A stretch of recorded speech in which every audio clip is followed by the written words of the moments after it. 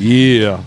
Nothing like waking up to the sound of my awesome heavy metal and me coughing in the microphone. Sorry about that. Good morning. I've got my coffee. Check it out. I've got it in a Peterbilt mug. Oh, let me deal with this, right? It's a Peterbilt mug. And that means it's going to break down soon and the coffee mileage sucks. Good morning. That was my joke of the day. Hope all is well. You guys are probably wondering about the question of the title. And that's exactly what happened to me yesterday as I was trying to dispatch. Yeah, it's very interesting.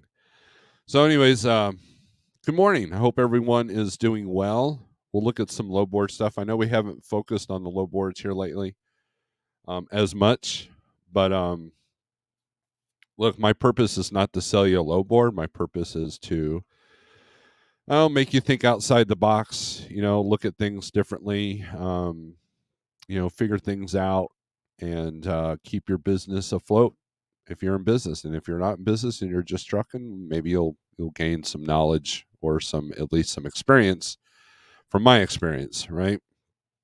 And from everybody else. We got some really good, smart people in the chat. So, yeah. I want to thank everybody for supporting the channel. I know that I've had some positive feedback for these morning lives, and I feel like it's a service to some people, at least to myself. I get up about 4 to 5 every morning. In between 6 and 7, I hang out with the wife. We have coffee. We have deep thoughts. We talk about things, and then I watch the weather. And then from there, 7 to 8, there's really not much going on with the broker boards. No one's answering the phone. So this is a perfect time to do this.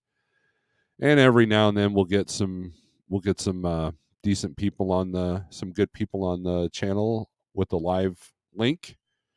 Thank you to StreamYard and the people that supported us and helped me purchase it so we can have these big discussions. And so yeah, we'll get some more people in here, and the numbers have been pretty good with these live feeds, so I appreciate that. So, anyways, maybe I speak a little bit of truth, maybe I speak a little bit of things that upset you, and maybe I speak a little things that inspire you. Either way, I'm getting to you. That's the point. And also, it feeds a little bit of my narcissism because I'm a narcissist. It's all about me, not about you. Just kidding. No, I'm still a narcissist, though. I mean, look, for 20 years, I spent screaming in a microphone telling you my thoughts to death metal music. So, I mean, there's got to be some narcissism there, right? So, with that being said, let's do some shout outs, and maybe we'll put a link out. It just depends. Old school, new school, just about the Vegas. For fun or for work? Or both? Pigtail, good morning. Sean. By the way, Pigtail, I'm going to send you another video if I haven't already. It's going to be another eye opener. Sean, good morning. You are not first, but you're the first to say first. Slice of Life, good morning. What's up? Haven't seen you in a minute. Don Shonger, what's up? Nothing Witty's in the house. DIY Semi, thank you for joining the live feed today and being a member and just saying hi. Thank you. Hot Seat, I know you're a busy man, so I'm blessed that you are here. Hot Seat, good morning. CDN, good morning. Russell Freight Services, LLC, hey. What's up? Trucker Anonymous, good morning. Nothing's laughing at me. Metallica going on big tour. Tickets go on sale Friday for concert, August 25th, 2024 in Edmonton. See, I have a problem with that. I mean, I'm happy for you, CDN, but I can't. Here's what's going to happen. Here's my method on the Metallica tickets, okay? 2024, that's literally just a few months. August of 2024 is literally just a few months away from being you know, it's a year and a half away. I can't plan anything 6 months from now, let alone, Jeff offered to buy me Iron Maiden tickets. It was like 8 months in advance. I'm like, I can't, I can't plan that. So here's my method with the Metallica tickets. There's going to be a lot of people whose lives are going to drastically change, and they'll need to get rid of those tickets. They'll need to sell them, and that's when I'll scoop them up if I got time to go to the concert. That's kind of how I'm doing the Metallica thing. So Draco, good morning. I will touch bases with you later on this afternoon. CPAP, what's up, man? Hope you're doing well. If it fits today, would allow me in for 2 topics: data and emotion. Yeah, we can do that. I can email you a link. Good morning, Steve, my dispatch and weatherman. Greg, I've got some unfortunate news. You might be screwed. So just be careful where you're going. Jose, what's up? CDN, regarding Metallica, I won't be buying tickets due to the same issue. I cannot commit. There you go. That's kind of how. Now, that would be rad if Jason got that tour. Holy moly. I'll, go hang out with Jason. T-Bone, what's up? I have not seen Metallica. They're one of my bucket list bands. I feel like I've seen them because there's like 80,198 videos on YouTube of their live concert. But I do know that some of their tickets are going for thousands of dollars. So yeah, I like that band, but not that much. Doing okay, grossing 62.80 this week. Fuel going down, so all is good. Good deal, man. Good deal on the gross numbers too. That's good numbers. So CDN, let me email you the link there. Of course, I opened the wrong email. And I'll just reply to your last email, I think. Yeah, I'll just do that. So let's. Says 3 people in that chain. All right. Reply. So let's do this. Copy. I'm just replying to the last email he sent me about Christmas. But CDN's always got great things to say, so we'll bring him in. James G, what's up? How you doing, man? I haven't talked to you in a while. Hope all is well. I know I talked to you on this YouTube, but we haven't talked on the phone in a while. Sounds like you're making some good moves and you're doing good. It's I was talking to the wife this morning about hope, right? There's a lot of things that don't sit well with me. And I had a friend of mine send me a thing about the SST. I see in there. Good morning. About the dispatch service and how the FMCSA has put a ruling on that. And luckily, because Jeff is smart, we fall under the guidelines that we're good. We don't handle any of the carrier's money, and we have our brokerage authority. So there's a lot of the technical stuff that we're good. So these fly by night overseas dispatch services that promise you $12,000 a week, that handle all your money and need $1,500 down just as an escrow, yeah, those are out the window. So paid $3.93 gallon after NASDAQ discount at Double Nickel truck stop in Haiti. That is good. Yeah, Missouri's got some of the cheapest fuel. A lot of our guys are only paying less than $4 on most fuel. So discounts have gone up. There's one discount on our list that was literally like $1.40 off. So I mean, I forget where it was. I want to say it was Illinois or Ohio, something like that. But yeah, I mean it's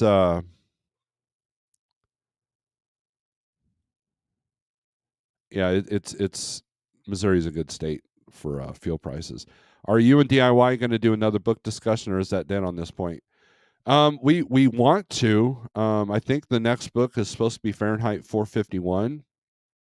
But I do know that DIY is a very busy person, as am I, and I know that Adam, he mows his lawn, and that's how he listens to books. Me, I have to have time to read since I'm not in the truck, so I can't just turn on Audible and I did buy a new copy of it because our old copy of Fahrenheit 451 was like it's ready to be burned because ironically because it's not in good shape. But I just I'm literally in the middle of 3 books, but no, that's not a dead idea. We just life gets in the way. So I haven't talked to DIY in a while about the book thing, but I know that was the next book that we were deciding on. I think the the series that we just did, it was easy because the books went so fast, right? So, but yep, yeah. DIY says still I'm just behind. So yep, yeah. I mean, it look it. I'm not on his channel as far as like seeing his analytics, but I thought it was well received. I got a lot of compliments for it, and I know Adam has too. So I think it's a great idea because get rid of the TikToks, quit zoning out on Netflix, and read a damn book. Right? I'm not talking to Adam. I'm talking to you drivers that are sitting there, you know, doing the zombie thumb scroll.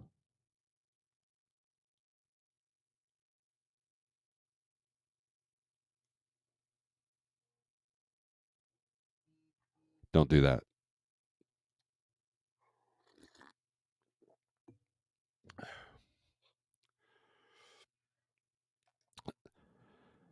So yes, we are doing short answer. Yes, we are going to do one. Just life gets in the way. TBT, good morning from TA in Utah. It's been a minute since I've been up there. Even PA is under 5. Wow, that's good news.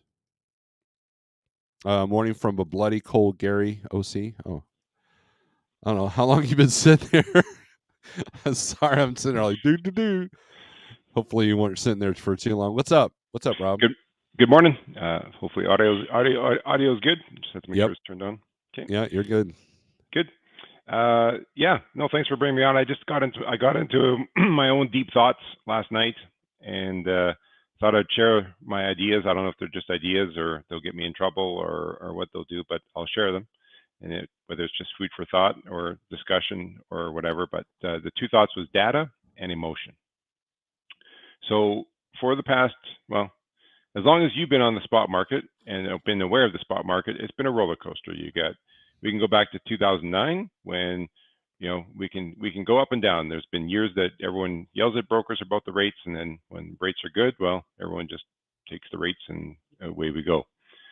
And we also live and breathe as much as we got the brokers, but we got the load boards. The load boards is a true love and hate relationship. And where I'm going with this is that one of the things that in a down market as we're in now, normally when a year ago when you guys were getting the higher rates on a consistent basis, the 14-day averages and 15-day averages of a lane were kind of non-existent. It wasn't even because those numbers just didn't match up. But where I'm going with this is data. Now, the freight brokerage I'm with, I've never been told that our data is being sold to a load board. And I don't know of a carrier that tells me that their data is being pulled by some company for average rates. And I don't know on here how many people are working for a company where they know that their data is being pulled. So you always have to question when you see these lane rates, well, where is that data from? Whose actual data is that? Would be the question. And then where I'm going with this is that we've got thousands, well, millions of, particularly in the United States and in Canada, but a high percentage of the trucks moving around freight for companies, for Americans, for Canadians are owner operators or lease operators. So the people who, as they say, the you guys always say, well, brokers don't have the meat on the bone. Okay, so let's take the carriers have the meat on the bone. So you guys look at a lane and the broker says, well, we're paying on this, and you're like, well, that's actually below the 15-day average. We should be at minimum the 15-day average. So what about, like, I can show you an example on truck stops. So you got your, I see when I look at, if I do look at lanes, it will show me the posted rates for the lane, and it will show the paid, the estimated paid rate, right? Because as you know, if you see a broker post and load for 800, drivers are going to try to get 1,000, 1,100, 1,200 on that lane. So why haven't enough people, or where's the different small trucking associations, the OOIDA, saying to the load board companies, why don't we add an element of actual facts? So we do see that there's features on different load boards that you pay a premium fee to get the paid fee, how much the lane actually paid based on the people who are submitting that data. Mm-hmm. But what about if owner operators and lease operators submitted time on the lane? What do you mean time? Well, let's just take a typical, say you have a load that's 200 miles. Well, if you're going on average 50 miles an hour, counting for traffic, that's 4 hours. 2 hours load and unload. That should be about a 6-hour load, in theory. Mm-hmm. In theory. We understand there's different factors, but just say 200 miles would be about 6 hours. But what if you've seen the average 15-day time on a lane was 12 hours? What does that tell you? If there was a stats pulling data from some TMS software where the drivers are putting when they left to go to a shipper, okay, take away the deadhead, they arrive at a shipper, and when they're leaving a shipper, that time is tracked, and load boards are tracking that and putting that beside the booked rate, but then you see another column that says average time on lane. And if you guys saw a lane 200 miles should be about 6 hours, and you're seeing the averages are 12 hours, that indicates there's really slow shippers on this lane. So therefore, that puts the power back to you guys as carriers to say, look at the time. Yeah, it's 200 miles, but the average is paying, the average time on this lane is 12 hours. So we need to get more money for that. So imagine if time was listed as the actual time on lanes based on the past 15 days. That would indicate, right? Because certain towns only have so many shippers. Yeah, if you go into Chicago, the big cities, it's going to get diluted quickly. But if you go to certain small towns, you guys, half time when you guys see a load post, okay, I know where that's going. It's going to water here. It's going paper here. It's, you kind of have an estimation. There's 1 in 5 places that load is going to when you see the town. Would I be wrong on that? Well, yeah, but I think that would be impossible because it's so inconsistent. Because I can do the same load 10 times, which I have, and there's that 2 times that it took double time. Mm-hmm. And there are days that I can make 1150 in one day because I was able to do 2 loads, turnaround, and then there are days when you see loads that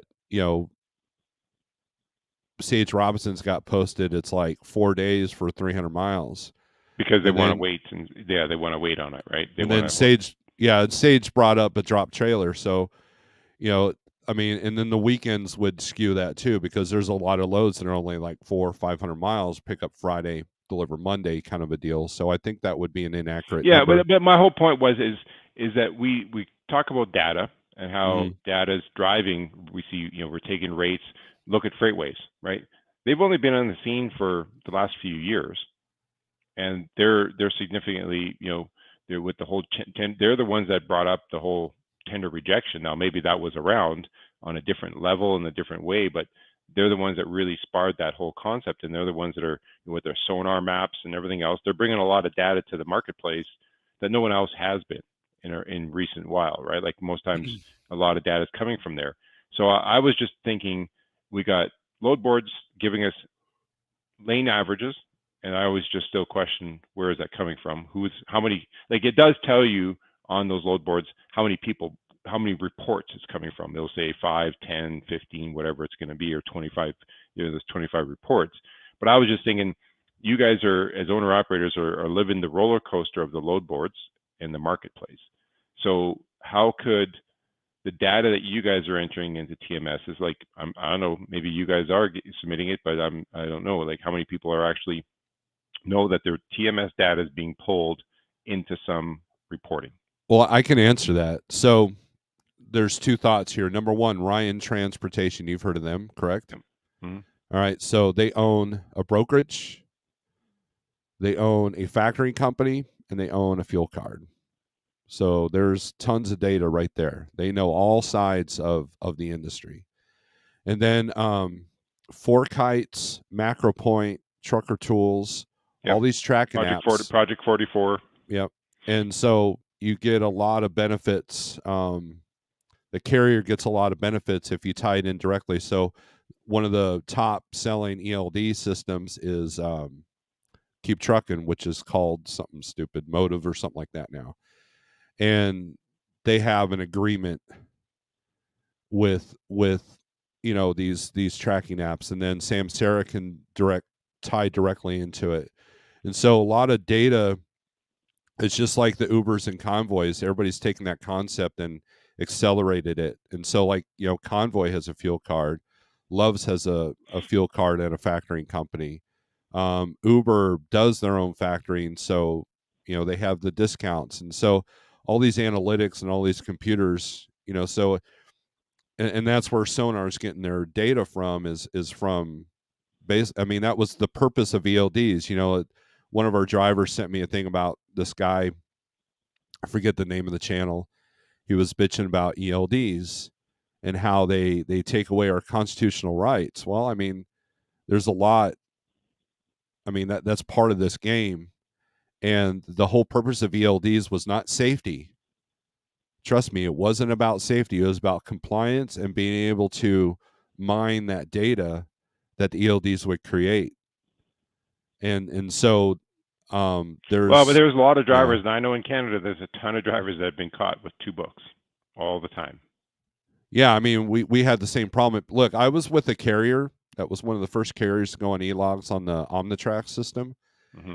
And we estimated that they were losing about 50 grand a year in revenue simply because, we were kind of outlaw.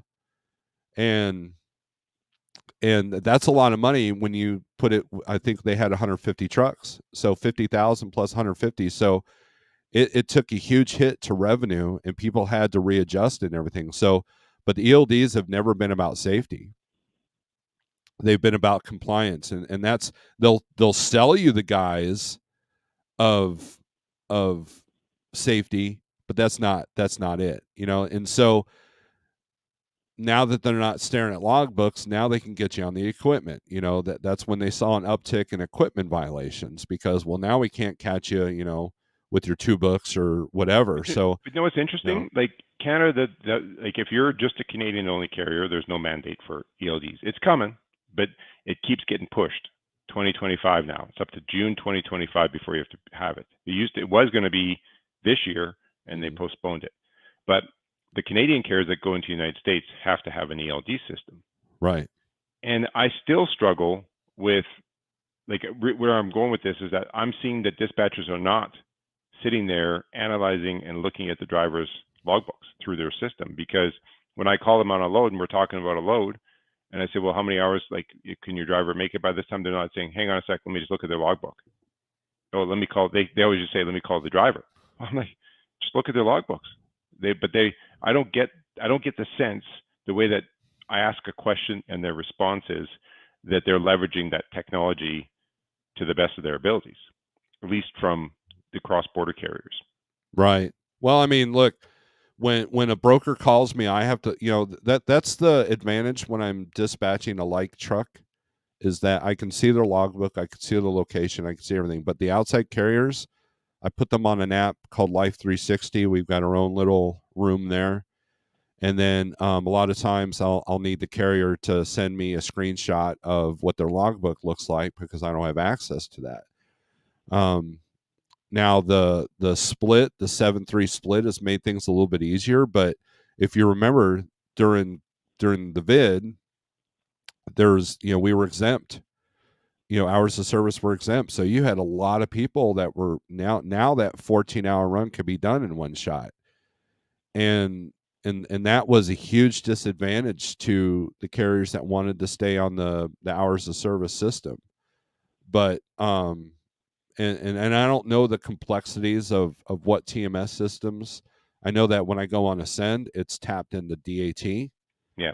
and then I know that if you get the highest, most expensive version of DAT, where it gives you the 7-day average, there is a ton of minute by minute information on there, Well, and like I can say, as far as data goes, our TMS is powerful and it's got fancy features galore, and it has what they call a rate. What do they call? It's a rate find, some kind of a rate. It's a that's what lane IQ. It's called lane IQ. uh-huh. Okay, so I can pull up and I can look back in the history. So agents, I can't see the customers, but if I can pull up a lane, I can look by equipment and I can look at the last 3 months, 6 months, 9 months, 5 years, and it will show me the carriers that we've run for. So I can see the carrier name, the lane, and what the carrier was paid. Okay, so that's one tip I always do is I'm going to use the carriers that we have an established relationship with first and Right. foremost. But the one thing where I'm going with this is that the one thing that the feature doesn't give me is if I click on a lane, if I put on say 5 years, and it's showing me the carriers that we have, and I can see what the rates were, because obviously a rate from 5 years ago versus the last 3 months, you're going to see some differences. But I don't have a tool that tells me the 15 or 30-day average in that lane based on the data that just within the loads within our company that we've booked. There's not even Mm-hmm. that feature is not built in. I've not seen that with other TMSs. Maybe Send might have a little bit of that, but a lot of TMSs don't have that built in to the point where, for example, an owner operator, he's looking at a lane, sitting in the truck, and if you're on your company's TMS, that you have the ability that you can actually on the click of a button, you're sitting in St. Louis, Missouri, or you're sitting in Atlanta, Georgia, or you're sitting in Seattle, Washington, and you look within your company, you can click on your company's app and see. Again, they're not going to tell you which truck it was, but you can just see the data that there was 20 loads booked by your company going from Seattle to Missouri, and you can see the averages in that lane in the last 15 days. And if all of a sudden you're like, well, all our drivers are getting above the 15-day market, you can push for a little bit more. But I'm not seeing, I don't know, I could be wrong, but do you ever have that ability to yourself that you could look at your own internal loads to get a sense for yourself, like compared it to the market average versus what the broker's paying versus what you've been paid in a certain lane? Yeah, I keep a lot of records, especially with my own truck. I do a lot of the same loads. So I've literally gone back to the broker and say, hey, I've been doing this for this long. But so it goes back to what I was going to start this channel with, or this video with, was yesterday. I'm trying to book a reefer truck. And Big Rig CO, I think you had a similar issue going on yesterday when I talked to your driver. And I could not get a good rate to save my life. You had some of the shorties were being cut in half on the rate. It was insane. And it was just, even though the volumes were there, it was just literally like something just sank. Like someone flipped a switch, And the right? brokers just were not budging. And so lo and behold, FreightWaves puts up a video talking about reefer outbound volumes. Boom. The graph showed exactly what I was experiencing. So this data is coming from somewhere, because every time I'm experiencing something, It matches. it matches.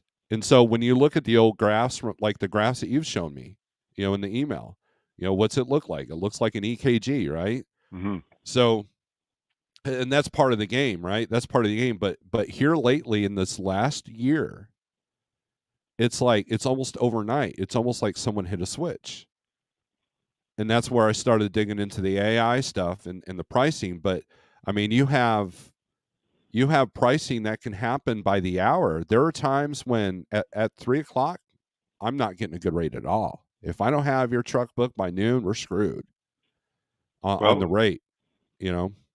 let's, out of curiosity, because I know you don't have this tool, and I know that a lot of you have the three-letter company.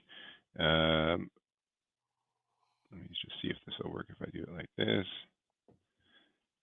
And as far as like Ascent goes, I can look at what the shipper to broker lane average is, and you have brokers that are literally undercutting each other, which is part of the rate problem because they're losing their volumes. So they're like rats on a sinking ship. And Okay, then all of so a sudden my load board's filled with them. do you mind if I share my screen? I'll run a lane, Yeah, go for it. and we'll just do a test here. Let me see which one.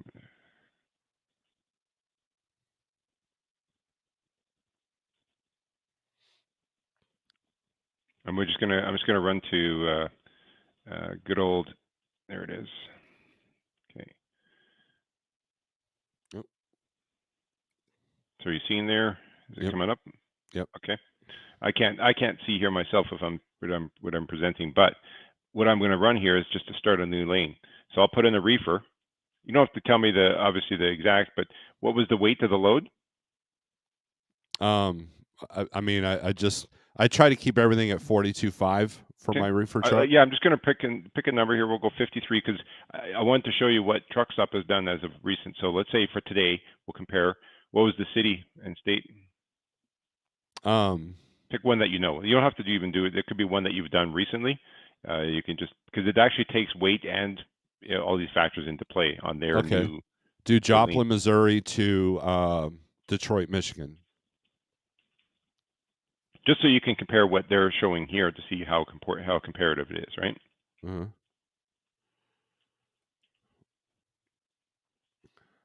You want me to check on my end, like DAT I just or want 123? no, I want to see a Okay. lane that you know the rate, like if it's a number you know off the top of your head. Okay. Well, That's what actually, instead of Detroit, do Chicago. okay, let's just it doesn't let me see. Does it let me edit? I don't know if it lets me edit. If I have to do a new one. Oh yeah, I can do that. You said which company? Chicago? Chicago.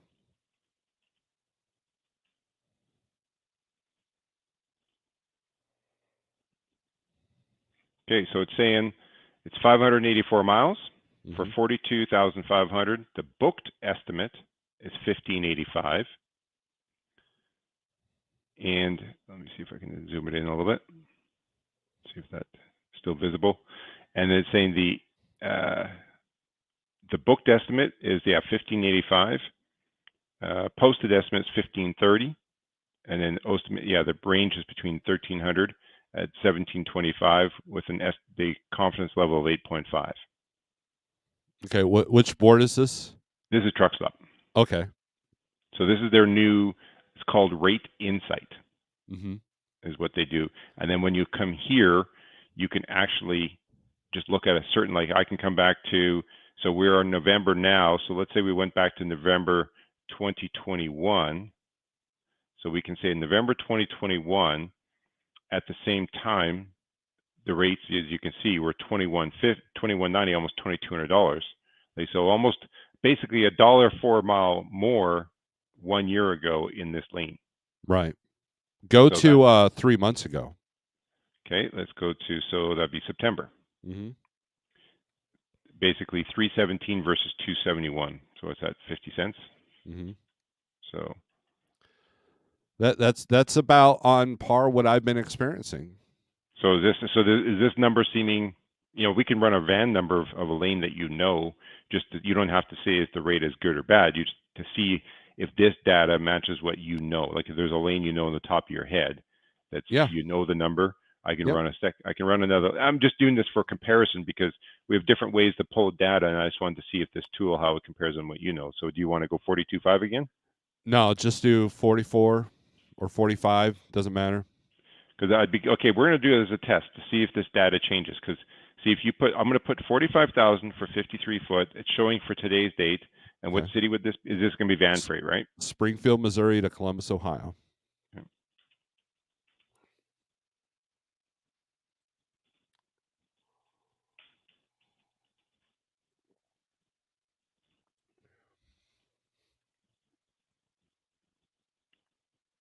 So it's showing it estimated 1752. Okay, do the peak. What's that peak? What time frame is that peak right there? This was January 2022. Yep. 34 $3.40 a mile versus 274, right? And that was 21.77 For van. for van in that lane back in Okay. January. So basically, coming up, well, we're a month away from a year, from a year ago. Does that Yep. sound? Is that in par with what you? Yep. Or, Yep. Go to 3 months ago. okay, so September, 1895, 296 versus 274. So just under 22 cents a mile difference. Yep. So this data is on par. Now let's see here. If I edit this data, and we say that this lane is only, say, a 10,000 pound load, something light, some kind of packaging material. So we said it was around 1572. See, it changes the rate. Isn't that strange? That is interesting because very rarely do I use the weight as leverage when I negotiate. Like, But they're actually, and you know, yeah, and that's what this tool is doing. Because see, look, it's taking today's date. Now, let's say you were looking for Monday, the 5th. mhm.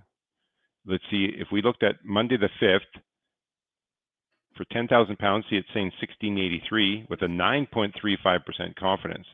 And if we change this to say a Friday, this Friday, and we'll put it to 30,000 pounds.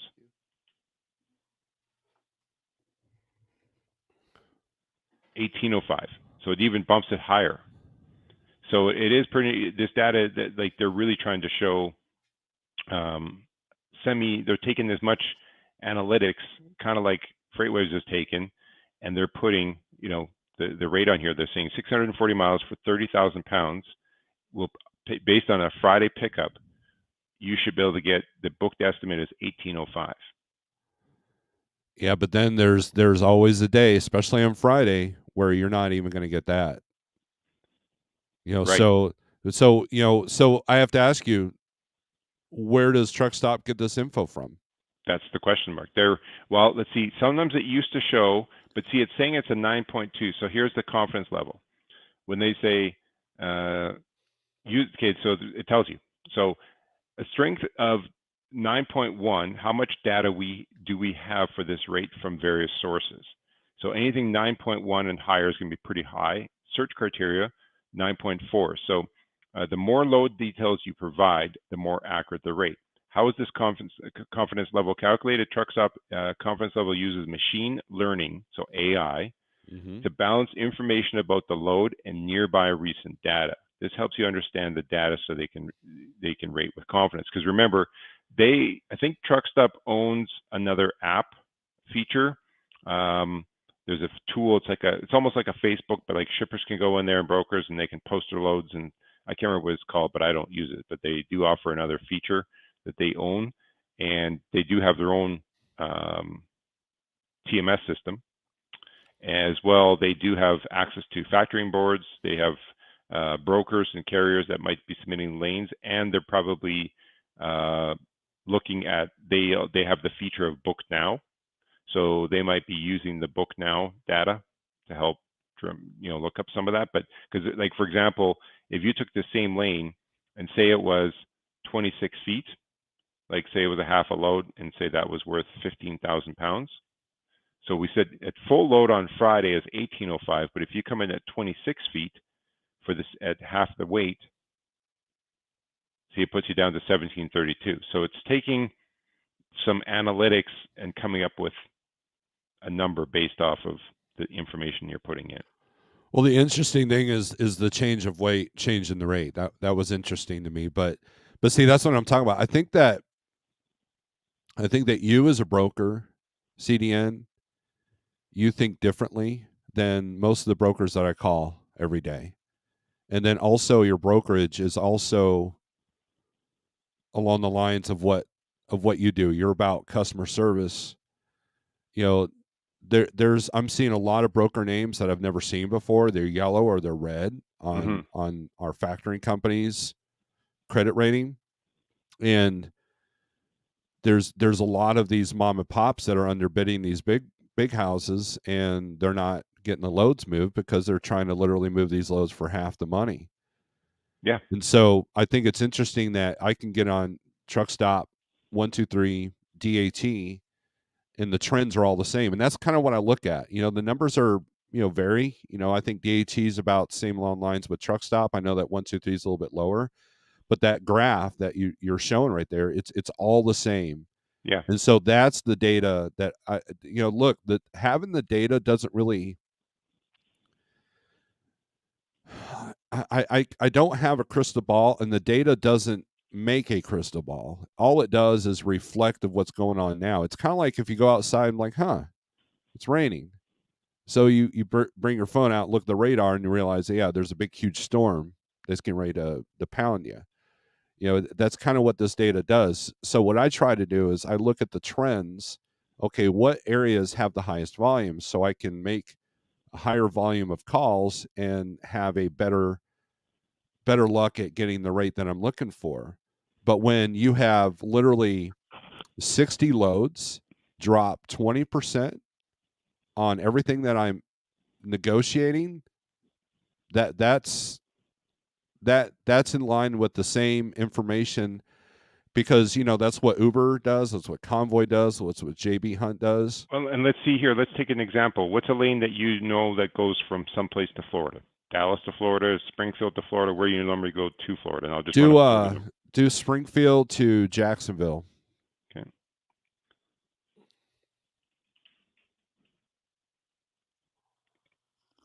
What weight should I put? What's a typical load that you do? 44. Okay. And which date do we put? 53. I'll put it for today's date.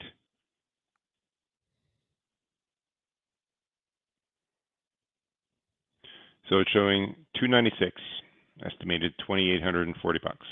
And then the peak was that looks like January at 326 a mile. 3 months ago, they were running 276, so 20 cents mile difference in the last 3 months down. And I've literally done that lane for my own truck for $4,200. And I don't even, so. Yeah, and so that's why we know that this number's in the C. It's only an 8.75. So this is not a high accurate data that No, they have. I like that feature, the confidence level. I like that because, Jeff brings that question up all the time. Where do they get these numbers from? And so that confidence level, that's pretty cool. And so what I would do with this information, okay, as a dispatcher, I would look at this and say, okay, the confidence level is low on this peak rate. And because I've been in this game a while, I know that I can get a lot more for that. And nor should you not go that low. I mean, if you're going to Jacksonville, Miami, you should not be doing it for less than $3 a mile. And it's about Right. 1,000 miles to go from Springfield to Jacksonville. And this lane, when you look at it, 958 miles, that is going to be 24 hours. Load, unload, and drive time, minimum. Not including your rest breaks. It's right? Because it's 20 hours of driving. So 2 days of driving, 10-hour days, plus loading and unloading. So it's 2 full days. So, if you take that into consideration there, and like, that's where, like I've shown you before, that rate calculator. See, as a broker, what I do is I take those factors into consideration. Because like, if we were to do the reverse, right? If I came in here and let's say, okay, so you come in as a van, and we'll do the same. Let's say you got 44,000, and let's say you're going to come out. Let's say that's Monday delivery. So next Monday, you're going to pick up today, and you'll be there on Monday, and you're going to try to get out of there. So you're going to go from Jacksonville.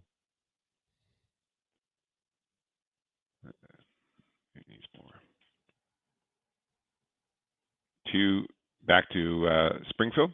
Mm-hmm. So you're looking at it saying, well, what's my possibility of getting out of there? Let's just see, because this lane. So see, we know this is false because it's saying that you're going to get $2.34 a mile. Man, if I could get 3 there and 2 back, 2.34 back, hell, I'd screw this dispatch. But look, isn't it interesting? All the numbers they show are over $2 a mile.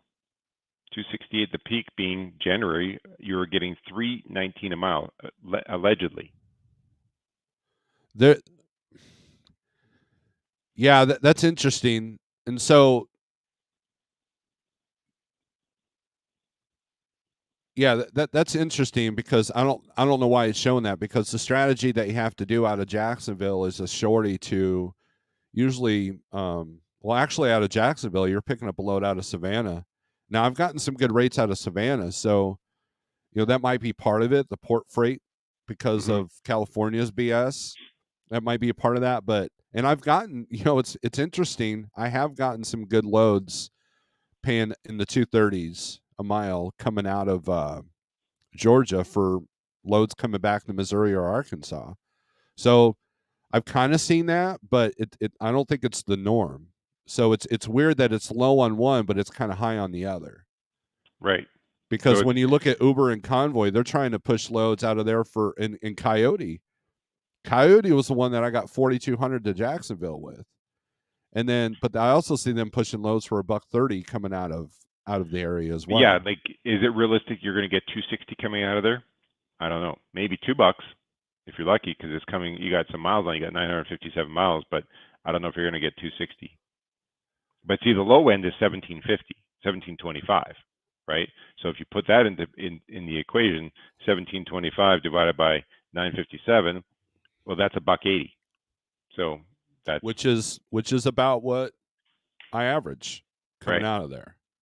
Now, out of for giggles here, so this is the truck stop deal, and it has different features, than every load board's got their own shtick of what they do. Um, but have you ever heard of what's it called here? Trucking Planet? I think you've talked about it before, but no, I'm not No. very Eh, familiar. the guy's interesting. I'll just type it in here. I think hopefully it will show. Okay, so basically, it has a way that you can come in. See, it gives you shippers. Let's see, is it actually showing up here? I'm delayed here on my side, but you got shippers databases.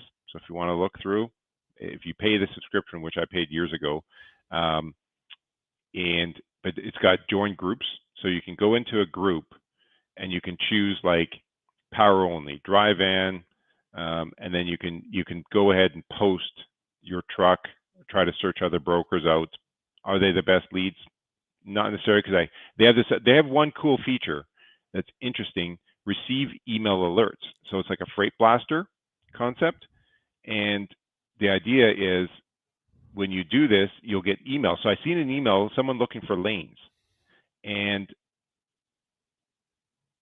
let's see here. So load boards, view freight. So I seen this email blast come out, and it's the typical what you said. It was a Gmail account. So I looked at this broker. They were looking for lanes. They had like 20 loads. So, but the first thing I looked at is the email address had a Gmail account, and the second thing was I looked up that brokerage, and it was like alerted right away as do not use, like they're not recommended. So, but I mean, is it the best thing in the world? I don't know, but let's say van, and I'll just put in say Missouri. Again, it's a free load board, Uh-huh. so I find that these free load boards generally don't do well, right? Like here, it's showing open available truckload Missouri, Webb City to Montana, Lewiston. So open available. Freight rate needed.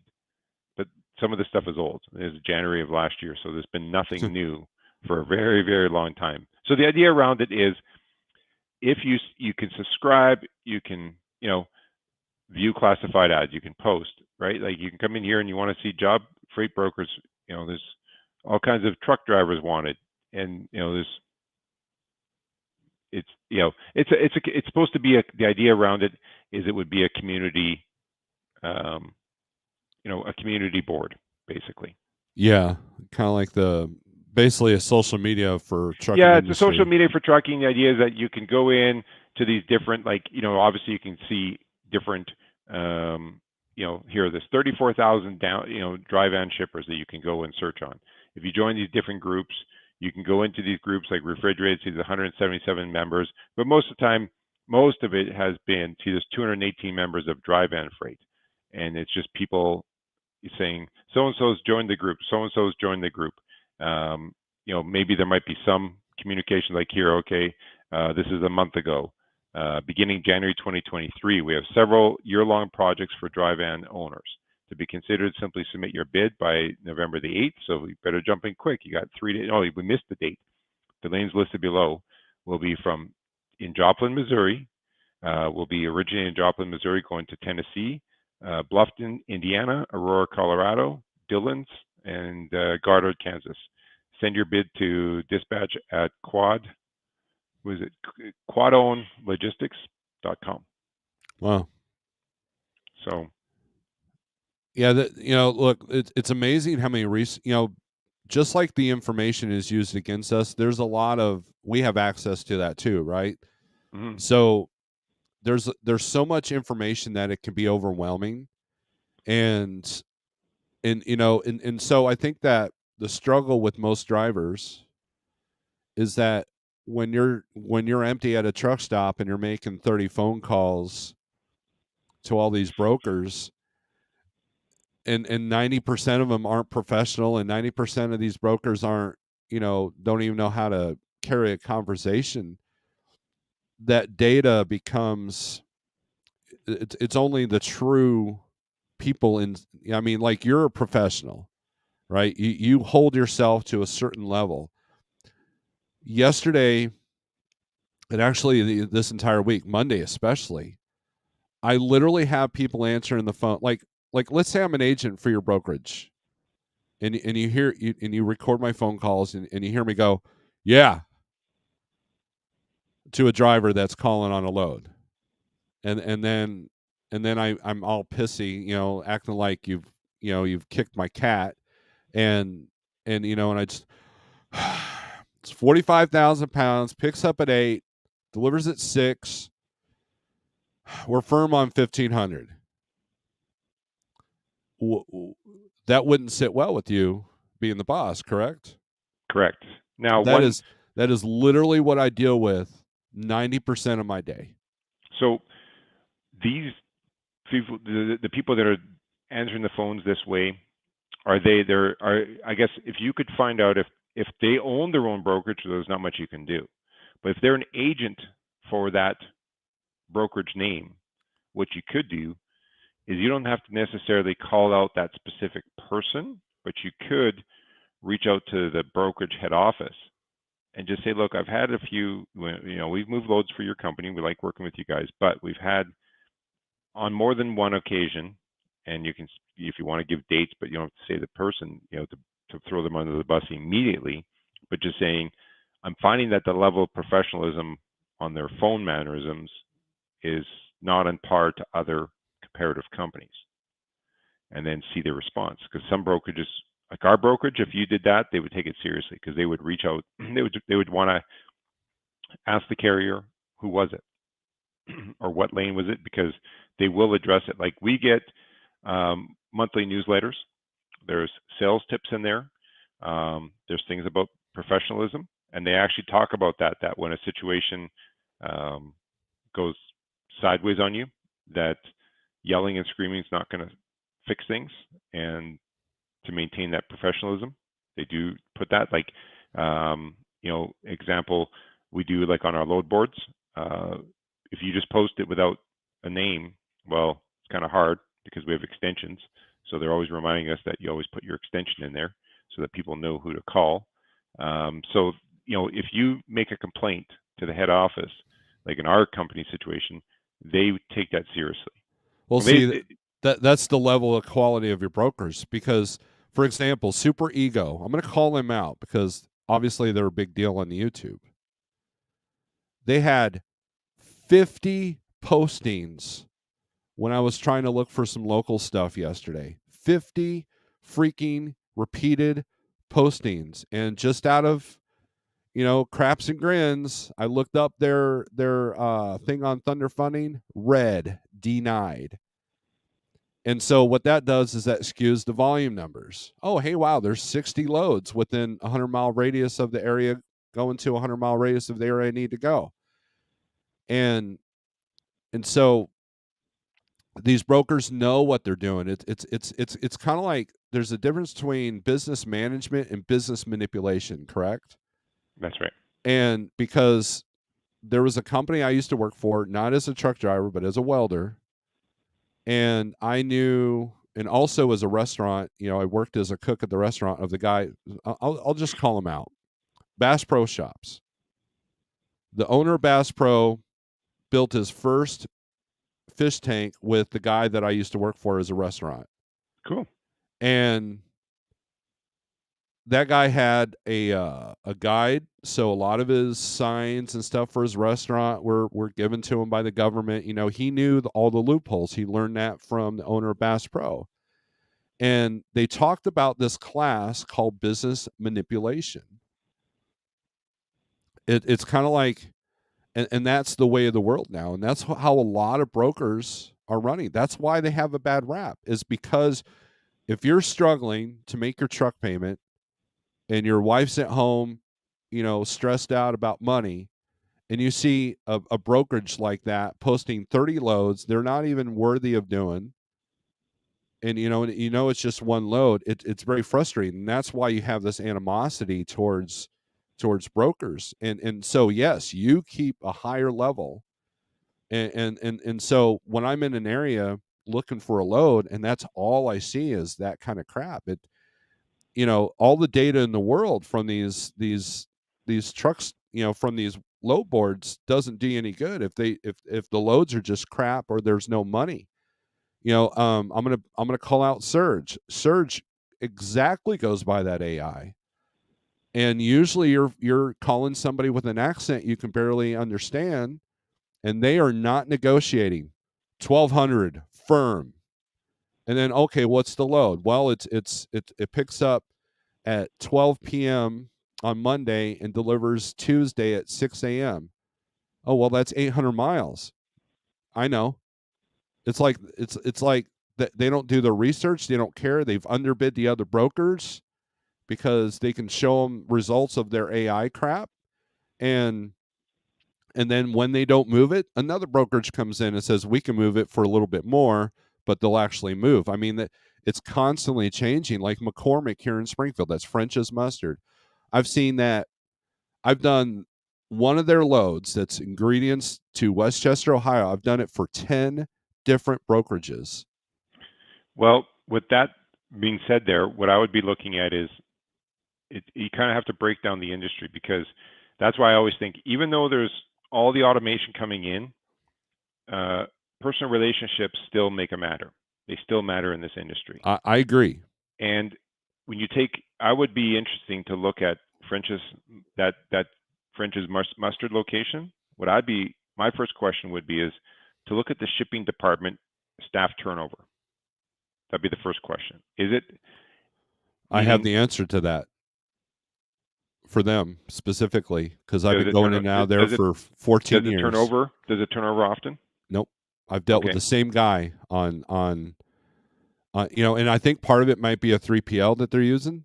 Okay, that could be. That's why. So I was going to say, something's in there that if it's changing hands that much, either it's the shipper who's really trying to drive the prices down, to keep the prices down, so they're just looking for those next cheapest, who's ever willing to do it. Because like if you looked at my quote requests versus some others, because sometimes I've been privy to see where someone, a shipper puts an email out to 10 people, and some people, when they reply in 5 minutes with a number, there's no details, no attachments, like nothing, not necessarily attachment, but there's just no details, no conditions, nothing. Mm-hmm. Whereas mine, I will say, I have a truck right now, or if the date was posted, hey, we need a truck for Monday, I'll say I have a truck for Monday at, after lunch I can pick up, because my carrier's got to get emptied and they got to drive. So I can pick up in the afternoon, and I'm going to state all the, when we can pick up, when we can deliver, as much detail in my quote as possible.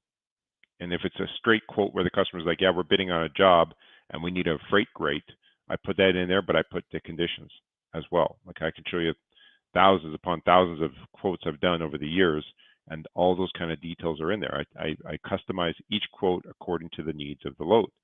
Now, there are those shippers, those brokers that are dealing with the higher volume stuff. So that's a little different, because you do have to, some shippers want, like I have a customer that I actually lost. And the reason I used to deal with that, that's how we worked, is I had a relationship with their shipping department. They would reach out to me and they'd send me the email, I'd quote it, I put all the conditions on there, and then I would win some, lose some. But then a new shipping manager came in there, and they changed it. There was some of their one-off loads, they would still do that, but for a chunk of their business, they turned it into a bid now. So you only had a chance, and that's the reality of what people don't understand is that there are shippers like this where they did it for 6 months.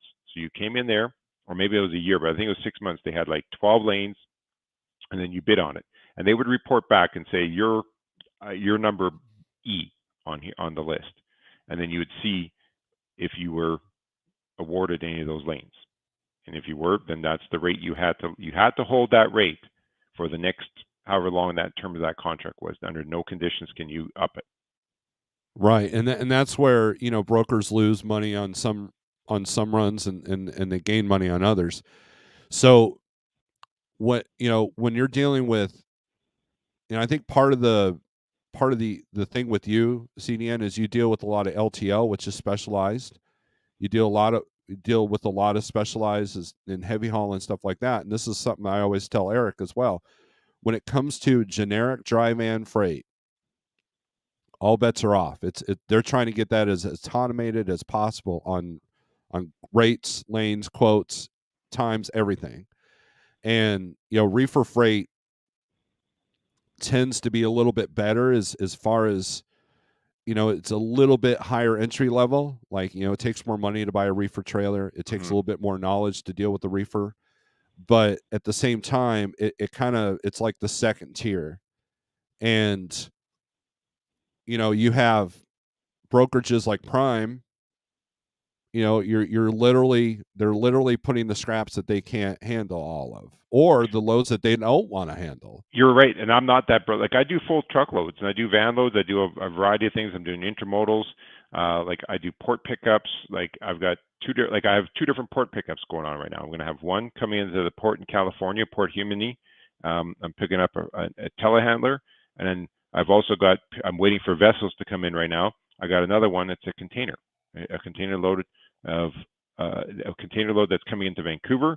I'm arranging the drayage. I'm arranging the cross docking. The goods are inside the container are going to be cross locked into a dry van and then brought to Toronto, Canada. So I'm arranging all of that.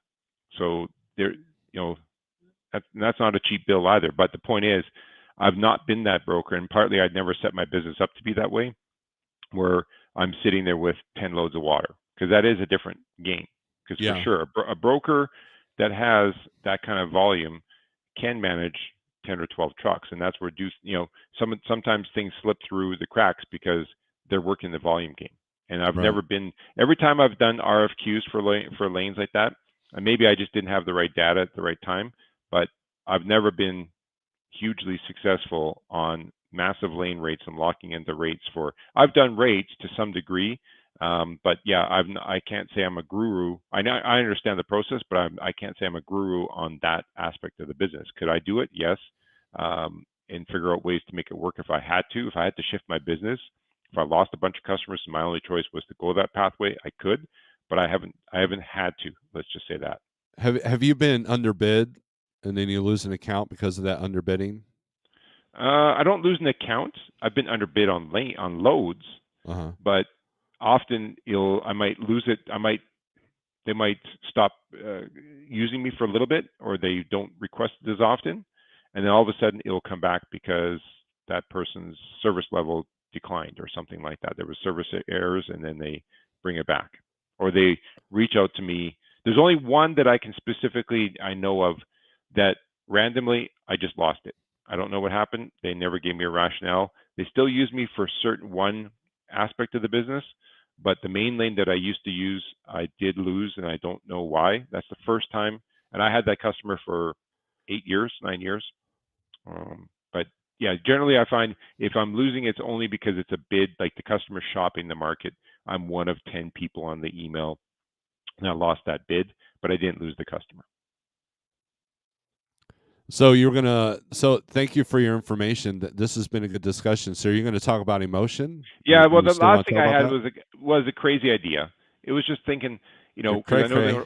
it's always crazy ideas that I have. Again, it's just a topic of discussion, but thinking when the market's up and down and all in between, and we have these high cost of operations and stuff. I'm thinking, I know that there's animosity amongst, like, there's the Owner Operators Association, the OOIDAs out there, and there's all kinds of other small trucking associations out there.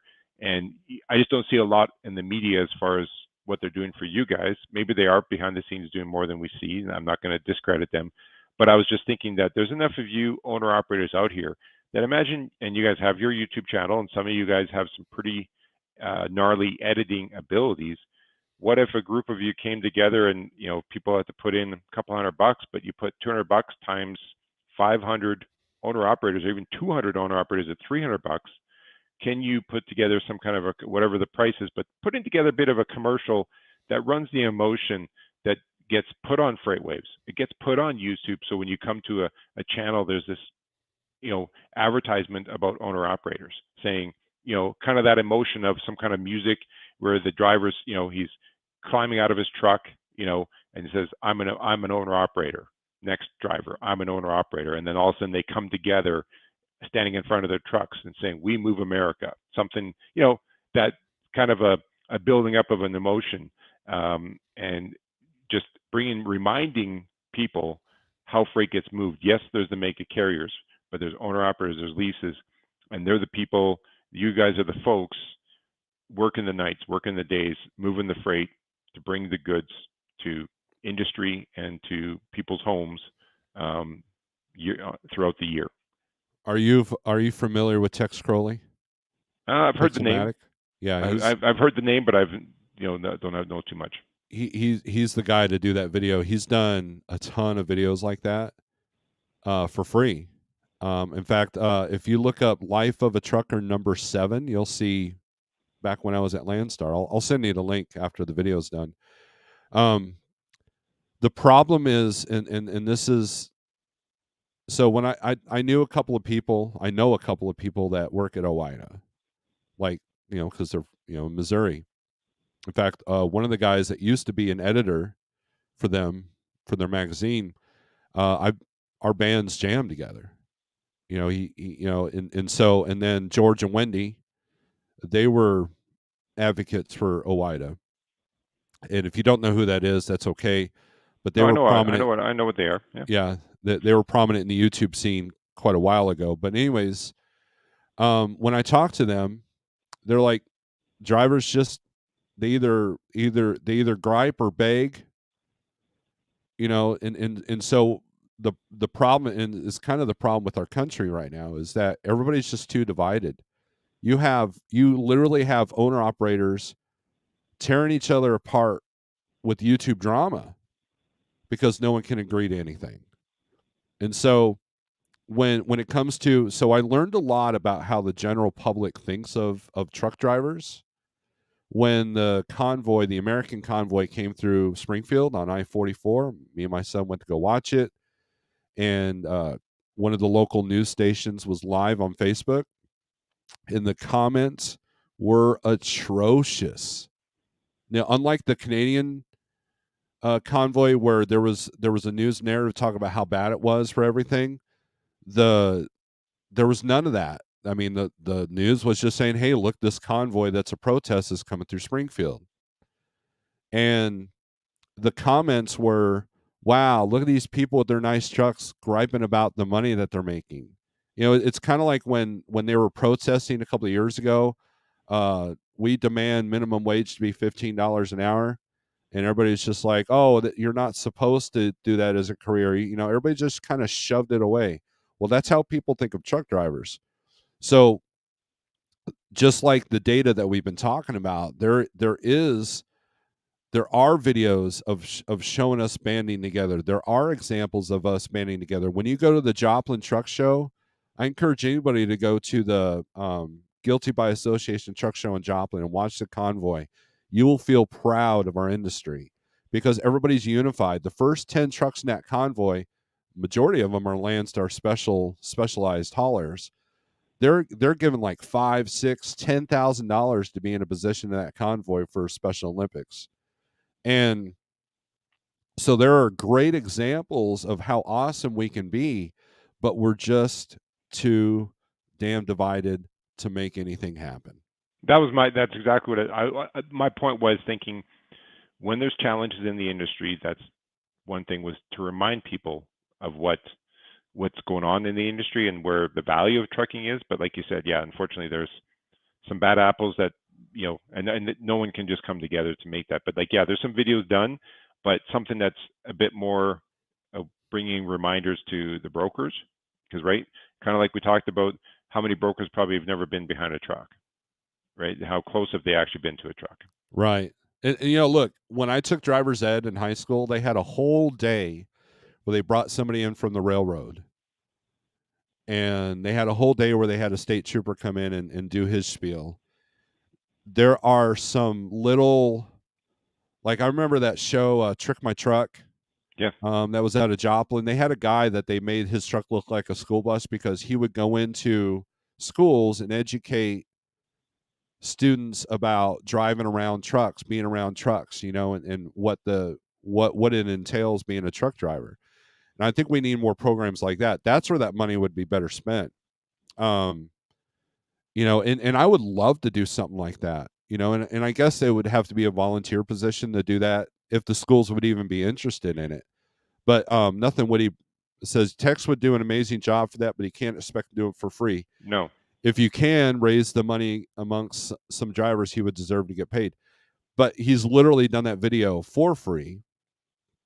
And I Yeah. agree, Tex would deserve to be paid for that. But he's done those kind of videos already. But what Stuart's saying is exactly what you were saying. Yeah, you're talking about being a truck driver in the industry, but unfortunately, the common man and corporation doesn't care about that. It's all about driving down costs to ship products, and that's the bottom line. If my Amazon order that I just ordered suddenly doubles in shipping, I'm going to be mad. And then when you see a bunch of truck drivers with really nice trucks griping about how much money they're not getting, you just sit there and like, well, why? Because they don't know the complexities of the industry like you and I do. And that's And where this dichotomy that so many people, so many drivers are becoming owner operators in the last 5 years is because, working for a bigger company can be difficult because depending on the company you're working for, the owners might be pushing hard on the operations team to drive down the cost and push the drivers to do more for as low cost as they can. Not in well, all cases, not in all cases, but in some. so I talked to a driver the other day. He sat there and told me how horrible his company that his truck was signed on with. And I gave him some solutions. And this guy is running for pennies on the mile. Didn't know some of the paperwork he needed for his truck. He said he was behind 2 months behind on his truck payment, 1 month behind on his car payment, and he was struggling to pay rent. But yet he's out there owning a truck. Yep. And there are people that are owner operators that have no idea the complexities to the level of complexities that the freight industry is. And there are carriers out there, and I'm not taking fault away from this guy and his decisions, but there are carriers out there that love that. That's that business manipulation I was talking about earlier. They want that. They want the slaves of debt to run. Like, it'd be easy for, us at like trucking. Hey, we'll pay for this and this and this and this, but you got to sign a contract saying that you'll stay with us for a year. Mm-hmm. But what if it's horrible here? I mean, that's what the big trucking companies do with CDL school. Hey, we'll pay for your CDL school. That's thousands upon thousands of dollars. But Well, like in Canada, to get your Class 1 driver's license in Alberta, there's a program you have to take, and it's $10,000. right, and so the carriers know that, and so what do? Well, if you work for us for 2 years, that'll pay We'll it pay. off. Yeah. And so now you're a slave to debt. And so much of the trucking industry, so much of many industries are like that. And that's why you'll never get that unification, because people are barely, I mean, you can't get half the drivers to shut down because they can't afford to shut down. The carriers can't afford to shut down. The carriers can't afford to lose those contracts that they have. So there's never going to be a full blown, let's cripple the country shutdown. all that would do is create more animosity towards the drivers that people already have. Yeah. Well, that's no different than you take a trucking company or a small business that when they first started out, they were small, they were growing. Everyone knew, like the management knows all the employees by first name. But then if they grew, whether it's trucking or another industry, and they grew and they added bigger, more locations and so forth, all of a sudden the company gets so big that the owner, if you ask them, they'll say, yeah, when I came in, I liked that personality. Also, our company was doing well, so we grew, we added a branch or two and so forth. All of a sudden they're so big that they can't know every person, and it becomes that the numbers have to be the driving factor. So they're looking for people who are willing to follow along to drive those numbers for the business. And especially, so there's a tough balance in business from growing small, and then you get big, and then losing that personality, that personal touch. Yeah, and then so how many times have you read the story that the trucking company starts from one truck or two trucks and then becomes this big carrier, and then the original owner dies, and then the kids take it over, and it just literally goes to crap. Why? Because those kids didn't have to do all the blood, sweat, and tears that the parent did. Yeah. And so there's that disconnect. I mean, that Aero Trucks out of Oklahoma, that was simply, the kids using it as a blank check, not caring about that the driver is starving and can't pay for fuel. Yeah. And that's the problem. There's business without morality. Isn't that one of Gandhi's seven sins? And that's part of the industry. That's part of this game. Well, that's what And we talked so, about the other day. Was I think I made the comment that the price of entry into this industry, regardless trucking, warehousing, brokering, freight forwarding, in some cases is too easy. yeah, TBT says the general public view of trucking is blue collar, overweight, foul mouthed, barbarian. The public are uneducated on the business side. The public view would need to be improved to get on traction. And that's it takes education to do that. Our educational system is screwed up, right? People are craving and begging for socialism. So anything that's capitalism related, man, people are just shutting off. I mean, how do I know this? I have 3 kids. And that's the narrative that they're spreading in school. This is another can of worms that I don't think we have time to get into. No. But you're right, TBT. I mean, you're new to the industry. How did you view truck drivers when you first, 20 years ago? I mean, it's a little bit more difficult for me to see because I've been in the industry for a long time. My dad was an owner operator in the 80s, but I also saw how people look down on him. I also saw how people look down on us. And when I was riding with them, and when you look at the old trucker movies, they kind of viewed us as just like what TBT says. We're just foul mouthed, you know, you But know. but an example that can help things, like, yes, there's a perception that the public may not see and understand all the complexities behind the scenes, but we've also talked about that there are some drivers that can do much better to present themselves better than what they do to help the industry. There's a combination there. And one thing, for example, take the taxi industry.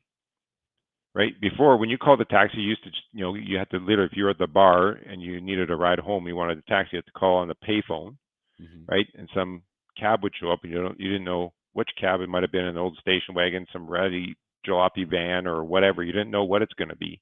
It could be some guy sitting there smoking, and the other guy's got his music blaring. You didn't know what it was going to be, and if you didn't like it, well, you just endured it. Along comes Uber. All of a sudden, there's this app. When you select ride, it now pops up. Okay, that gives you the name of the person, the picture of their face, the make of the car, so before they arrived what you're going to expect, and you and, can see and the you could ratings of leave it. a review too. So imagine if trucking did that. Imagine if with Uber, like taking that same concept, that once a truck is dispatched, that the TMS actually shows a face, puts a face to the driver, to the broker. That would be bad for a lot of people. Because look, we live in a world where people go shopping and go to nice restaurants in pajama pants. I mean, look, I You know what? remember one of the last runs I did. I was at the Walmart store in Nevada, Missouri, and I parked to a company truck that I know the one of the big wigs of that company, and it looked like I was kind of concerned because I was looking at the truck, and in the passenger seat was a pile of trash. Like if you open the door, you'd probably fill up like 3 trash bags full. Obviously, the guy had a hoarding problem. But I was going to say, to your point, you're 100% correct. North America, see, I haven't been to Europe for a while, but about 22 years ago, my wife and I went to Europe and did like a 7-country tour. Mm-hmm. Pneumatic brake and Stuart can probably attest to this. When they came to United States, and I think Stuart may have been to Canada because I think he's talked about he's got family or something in Alberta. But when I was in Europe, I never once, not once, did I ever see a person wearing sweats walking around. If they're just going to go to the grocery store, every person was dressed up. There was no baseball caps. Now, that may have changed today in 2022, but 22 years ago, when I was in England, Germany, Switzerland, there was, even if you were hiking in Switzerland, you had nice clothes on. It wasn't the people around you was all nice clothes. Well, here's a story. So I'm friends with a very wealthy person from Australia, and he's finally living here in America. He's doing his dream job. He's loving life, right? And he told me, and he's very well traveled. He's been all around the world. He's been, to the Asian countries. He's been to the Middle East. He's been everywhere. And he said that America was number one 20 years ago, was number one when it came to customer service. If you wanted to go to the Kenworth dealership and buy a brand new truck, they bent over backwards for you to sell you that truck. And that's what he was doing. He was coming to America, visiting, trying to get a grasp of what he wanted to do, where he wanted to live. So he talked to truck dealers, he talked to trailer dealers, he talked to, home, real estate agents or whatever. And he said that the amount of decline on customer service that America has gotten to is absolutely atrocious. He can literally go into any dealership and pay cash for his truck and trailer, and he can't even get a phone number. He can't even get, and this is a nice guy. This is not like some guy that comes in belligerent and looking for conflict, like a lot of people do. I mean, this is a guy that knows customer service, is very well traveled, very well spoken, a very likable guy. But the customer service just went south. And I've experienced that myself.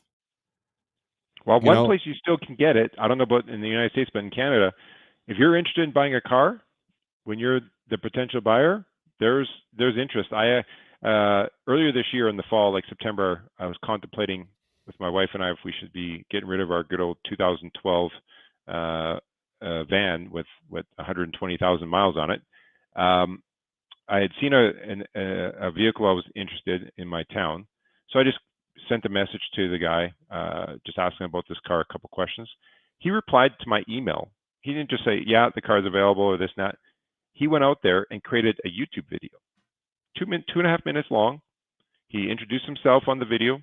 He was outside. It was a nice sunny day, so he went outside. He had the car, opened it up, showed it around, all the features, and said, "Hey, yeah, give me a call." And he said he put a little message, but he included that video. And it was just like an unlisted video on YouTube from the company's YouTube channel, but it was just unlisted, and it was specific. Like the title even had my name in it, so it's pretty cool feature. And I always thought that's a great way for you guys that if you have a YouTube channel and you want to build those deeper relationships. I think I sent that on the last feed. When's the best time for a carrier to develop a relationship with a broker? As soon as you deliver. Because if you deliver it, that broker wants that POD.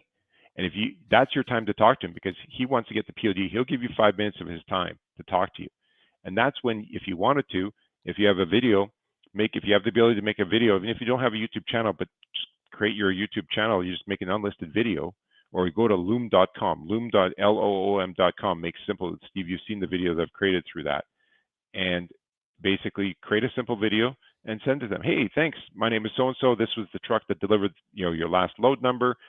We run this area, the areas you run. Looking forward to working with you again. Quick, simple, but face to a name. Yeah. So Stuart Warby says it's definitely more of a problem in the United States. So Nomadic Brit, Stuart, can you confirm what I just said? Obviously, Stuart can. So and what you're saying is great. I mean, you're the car salesman. That's above and beyond, and that's few and far between here in the States. Yeah. And I mean, you've seen my signature. I have a nice picture of the truck, and I talk Yeah, about we talked about that. Yeah, when I first kind of started emailing with you. Yeah, we went through that. Yeah. and so when I do my own loads, I have a stamp that has my truck number.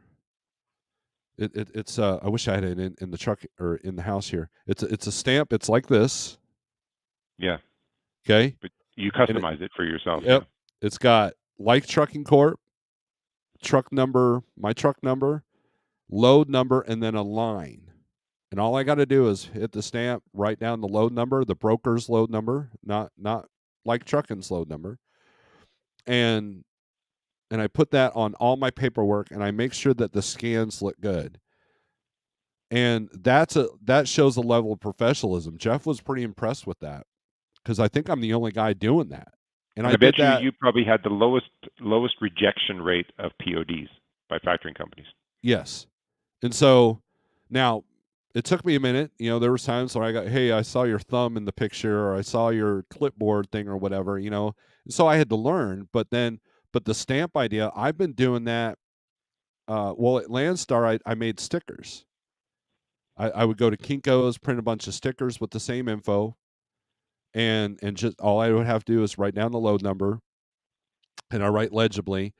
And I did that with Schneider, and then I discovered the stamp, and then that's when I would do the stamp, because it's a lot easier than having a book full of stickers. But that's the level of professionalism.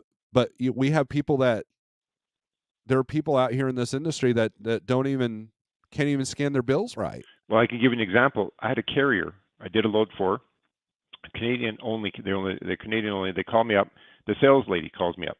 She's been in the business a long time and says, "Yeah, we got these three. I did like 5 shipments for them. But there was 3 issues. Well, there's this one. We got 3 that show do not pay, not paid.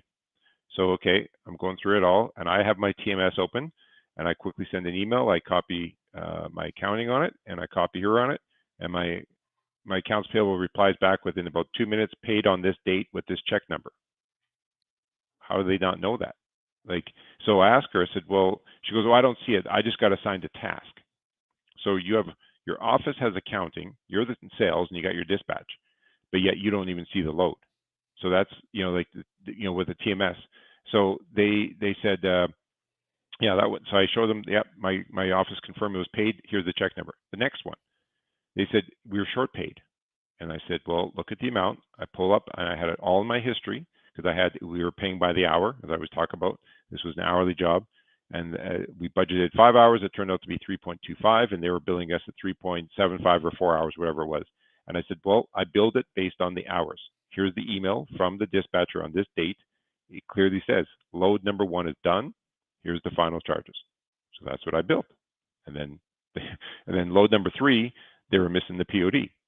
And I wasn't aware that my office didn't tell me that, so we got that squared. I sent to my office, said, here's the completed date and here's the POD. Can you advise the payment status? Oh, well, we've been waiting for the POD. So, but again, and then on the third issue, I had to go. The lady that called me was in sales. She didn't see it. She goes, you have to talk to this person. I talked to that person. They referred me to someone else. So 4 people I had to go through like 3 or 4 people to sort out something that they end up coming back to me saying, yep, you're right. We'll issue a new invoice. But the point is, I was trying to talk to them about it, and I just realized that they were not interested, because a TMS, you can set it up so that, different viewers have it, but that's the power of a TMS. When you put all the right information, the people can view it. Like, you can make it that the salespeople can't edit it, but they can open it up, see the notes. So why would you call me without verifying your notes and checking with your dispatch? Why are we billing this price, and versus what we're saying, what we're billing versus what the broker's saying? Check with your dispatcher first. Check your internal communications, and they didn't. So I got to let you go as well here. So okay, all right. Well, thanks, CDN. I appreciate your time. I apologize. I probably didn't really solve anything, but like I said, I was just diving a little bit into that data piece, just thinking what was the owner operator's data that's not being used that can help you guys out. That was the whole point. Okay, well, thank you. I look, I value your knowledge and friendship, and so I appreciate you coming in. I know you're a busy man, so Okay. Thanks so have a much good for your time. day. Talk Yep, to you later. bye. All right, so I'm gonna continue on this part of the conversation. TBT says view of trucker industry prior to my arrival are poor educated, overweight, poor hygiene, foul mouth. I knew that wasn't everyone on the industry, but it seemed to be a majority. Headset on at all times. Stewart says, but it's so much more than a stamp or an email signature. When we argue about understanding our cost or how to be profitable, even to be able to speak the language, we need to start at the foundation. I agree with that, Stewart. Um, but these I probably shouldn't say it, so I'm not. But there are plenty of bad examples that put us in a negative light, and so we are our own worst enemy. Like the video that I saw, this guy, you know, bad mouthing ELDs. He literally said, "I know you guys are all lazy and just want to look at the numbers, and that's why you do blah blah blah blah." Like that's why nothing ever happens, and that manipulation is on purpose. Business manipulation is to stir up the emotions, and that's kind of what my channel is for. Is hey, let's react to things a little bit differently so we can help each other out and help the industry out.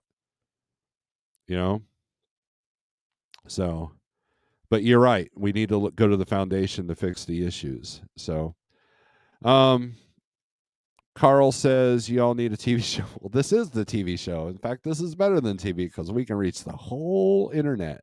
So if you hit the thumbs up, hit the like button, put a positive comment in the replay, that will definitely help the numbers, which helps get the video out there.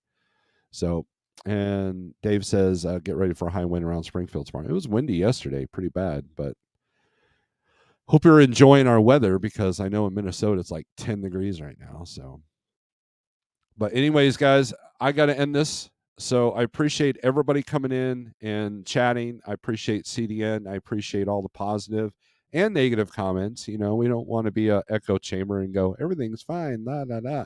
Let's not do that either. But I appreciate everybody. We'll see if we go live tomorrow morning. If we do, it'll be around 7 a.m. So I appreciate everybody coming in. 48065 if you want to try out the 123 low board for free for 30 days. 48065.